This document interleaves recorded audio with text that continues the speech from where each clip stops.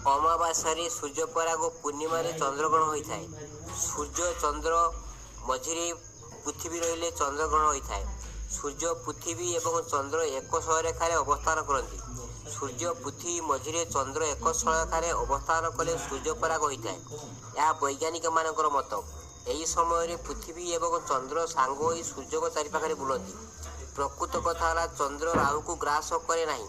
ପୃଥିବୀର ଛାୟା ଚନ୍ଦ୍ର ଉପରେ ପଡ଼ିବା ଯୋଗୁଁ ଚନ୍ଦ୍ରଗ୍ରହଣ ହୋଇଥାଏ। ଏହି ସମୟରେ ସୂର୍ଯ୍ୟଙ୍କ ଆକର୍ଷଣ ସିଧା ପୃଥିବୀ ଏବଂ ପରୋକ୍ଷ ଆକର୍ଷଣ ଚନ୍ଦ୍ର ଉପରେ ପଡ଼ିଥାଏ। ସମୁଦ୍ରକୁ ଆକର୍ଷଣ ଗୋଟିଏ ପାଖରୁ ସୂର୍ଯ୍ୟ, ଅନ୍ୟ ପାଖରୁ ଚନ୍ଦ୍ର କରିଥିବା ଯୋଗୁଁ ସୂର୍ଯ୍ୟଙ୍କ ପାଖ ଗୁରୁଜୁଆର ଏବଂ ଚନ୍ଦ୍ରଙ୍କ ପାଖ ଲଘୁଜୁଆର ହୋଇଥାଏ।